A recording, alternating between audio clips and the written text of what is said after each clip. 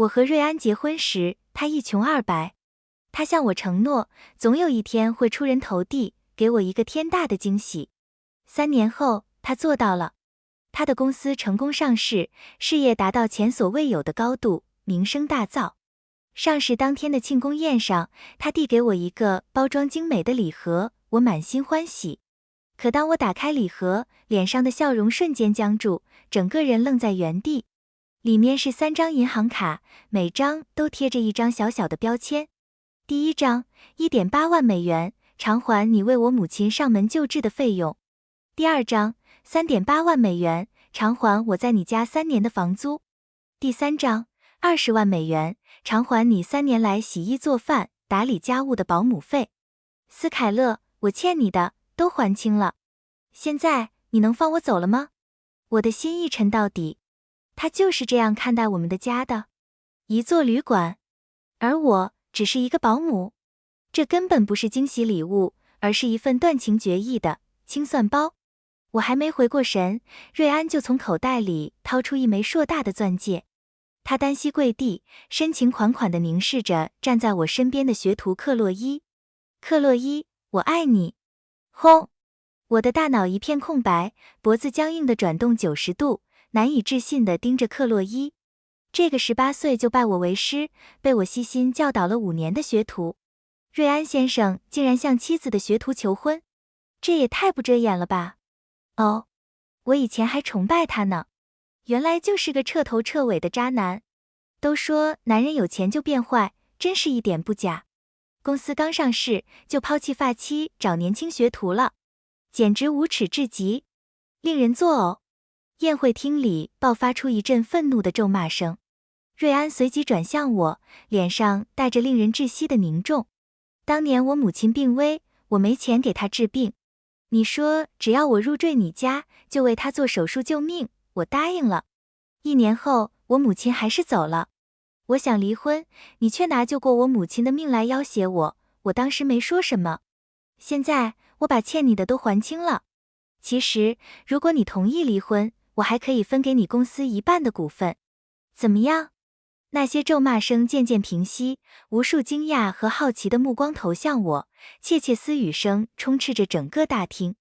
我就说瑞安先生不可能那么傻，原来还有这么令人心碎的隐情。为了救母卖身，发家后偿还恩情，甚至愿意放弃1半股份换取自由，这没什么错啊。是啊，相反，他妻子倒显得有些不择手段。我突然有点同情瑞安先生了。我的胸口像是塞满了冰碴，每一次呼吸都带着刺骨的疼痛。脑海中浮现出他当年跪在雪地里，一次次磕头，恳求我救他母亲的画面。我救了他，毫无条件。后来他向我求婚，我被他的孝心打动，答应了。可现在，这一切竟然被扭曲成我一直要挟他。看着他此刻脸上毫无波澜的冷漠，我终于明白，婚后那些无数次的温情与甜蜜，都只是他演给我看的戏。下一秒，克洛伊愤怒的声音在耳边响起：瑞安，你疯了吗？我一直把你当长辈敬重，你让我以后怎么见人？斯凯勒，我向你保证，我和瑞安之间绝对没有任何关系。我不知道他今天为什么会突然这样，你一定要相信我。我愣住了，整个大厅再次沸腾起来。瑞安一脸错愕，张了张嘴想说什么，可克洛伊已经抹着眼泪，仓皇逃离了现场。回到家，我和瑞安陷入了冷战。深夜醒来，路过他的书房时，我停下了脚步。房门紧闭，但作为神经外科医生的我听力超群，里面的对话一字不落地传入耳中。瑞安，你太心急了。斯凯勒还没把凤凰神经术交给我呢，现在还不是和他撕破脸的时候。是，对不起，克洛伊，我只是太想要你了。我想名正言顺地娶你。我明白，但我的心和身体都已经是你的了。你再等等，好吗？求你了。好吧，那你要怎么补偿我？下次我们试试新姿势，保证让你欲罢不能。我浑身颤抖，靠墙而立，无声的泪水再次滑落。真是一对深情眷侣啊！既然如此，那我就成全你们。天刚亮，克洛伊就给我打来了电话。斯凯勒，你和瑞安和好了吗？瑞安昨天说的都是醉话，你千万别当真。你对我的教导和提携，我一直铭记在心。虽然你只比我大7岁，但我一直把你当母亲一样看待。我绝对不会做忘恩负义和瑞安纠缠不清的事。你一定要相信我。电话那头，他哭得梨花带雨。我没有拆穿他，只是在心里冷笑。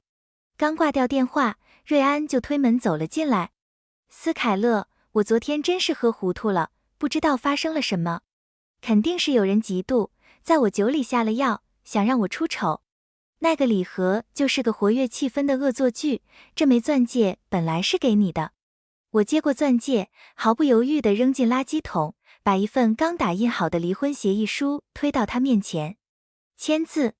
瑞安愣住了，张了张嘴想说什么，我却轻轻把一本手术笔记推到他面前。现在可以签了吗？看到里面的手术秘诀，他的瞳孔骤然收缩，立刻拿起笔准备签字。可他顿了顿，手微微颤抖，眼中闪过一丝连他自己都没察觉的迷茫。3、4秒后，他签上名字，迅速站起身。临走前，他回头看了我一眼，异常平静，嘴唇动了动。斯凯勒，我打断他，我已经放你走了。滚吧。恭喜你，瑞安先生，重获自由。当天，我在网上发布声明，与克洛伊解除师徒关系。不久后，瑞安也发布了回应。震惊！前夫公开曝光神经外科医生斯凯勒·马修斯3大罪状：1、收受贿赂，公然无视医院规定，多次主动向患者家属索要红包，受贿金额至少100万；2、医疗事故，草菅人命，不仅拒绝救治穷人，还多次因误诊导致患者死亡，事后用钱封口；3、婚内出轨，多次向 wealthy 患者提供有偿陪伴服务，并利用职务和名声胁迫行业新人成为他的小鲜肉。帖子下方附上了一群患者和一位刚入职的年轻实习生声泪俱下的控诉视频。不用问，肯定是瑞安动用了他的金钱和势力。帖子迅速冲上热搜榜首，评论区炸开了锅。屏幕上疯狂滚动的无数咒骂，像淬了毒的匕首，无情地刺向我早已破碎的心。我紧紧攥着拳头，指节发白，最终还是压下了心中翻涌的火山般的愤怒和刺骨的伤痛。眼中酝酿已久的泪水终究没有落下，因为不值得。既然他们想玩，那我就奉陪到底。第二天，我去医院上班时，大厅里的保安和护士都对我指指点点，窃窃私语。我全然无视，正要走进电梯，汤普森院长拦住了我，脸色铁青。马修斯医生，关于你的行为，医院已经启动内部调查，你将被停职一段时间。我愣住了，院长，你也相信网上那些谣言吗？是不是谣言，调查过后就知道了。可还有那么多患者在等我。话没说完，一个身材高大、面容俊朗的男人在一群保镖的簇拥下朝我走来。从现在起，你不再是我妹妹的主治医生。我不能把妹妹交给一个品行如此可疑的人。我的神色微微一动，提醒他，索恩先生，你知道你妹妹的病情？你已经咨询过国内外所有知名专家，只有我能救她。亚历克斯，索恩听了我的话皱起眉头，正犹豫不决时，穿着白大褂的克洛伊不知从哪里冒了出来。他眼中闪烁着光芒，轻声说，索恩先生，其实我也可以。我顿了顿，随即嗤笑一声，嘴角勾起一抹冰冷的弧度。哦，刚被解除师徒关系，翅膀就这么硬了？克洛伊一脸委屈，声音带着哭腔，斯凯勒，你别误会，我不是想抢你的患者，瑞安发的那个帖子我也一无所知。可现在患者家属坚决不让你治疗，作为医生，总不能见死不救吧？生命至上，患者有选择主治医生的权利。这些都是你曾经教过我的。亚历克斯，索恩怀疑地看着他，我妹妹的病很罕见，你能治？克洛伊急切地点点头，正要打包票，亚历克斯已经下定了决心。好，就你了。我轻轻叹了口气，随即催促道：“索恩先生，他的手术技巧都是我刚教的，就算他有天赋，恐怕……”话没说完，亚历克斯就摆了摆手：“闭嘴，你这个扫把星！把他赶出去！”看到几个保镖朝我走来，我连忙后退一步：“别碰我，我自己走。”走出医院大门前，我回头看了一眼，与亚历克斯交换了一个意味深长的眼神。接下来的几天，克洛伊给奥黛丽治疗的过程异常顺利，为此，医院还专门为她举办了表彰大会。我也被要求参加，像一片绿叶一样站在台上，衬托着她的光彩夺目。现在，索恩先生妹妹的病情基本稳定，索恩先生为表感谢，决定向我院捐赠1亿美元，这都要归功于克洛伊医生。他的凤凰神经术真是出神入化。此外，据众多公开报道，克洛伊医生经常义诊，在行业内口碑极佳。他和某些人简直是天壤之别。说到这里，汤普森院长瞪了我一眼，眉头紧锁，随后继续说道：“经过调查，之前帖子里的说法基本属实。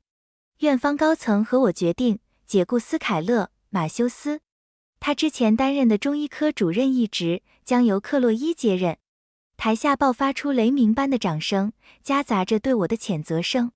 罪有应得，像他这样腐败堕落的医生，简直是我们崇高职业的耻辱。解雇太轻了，应该把他列入整个行业的黑名单。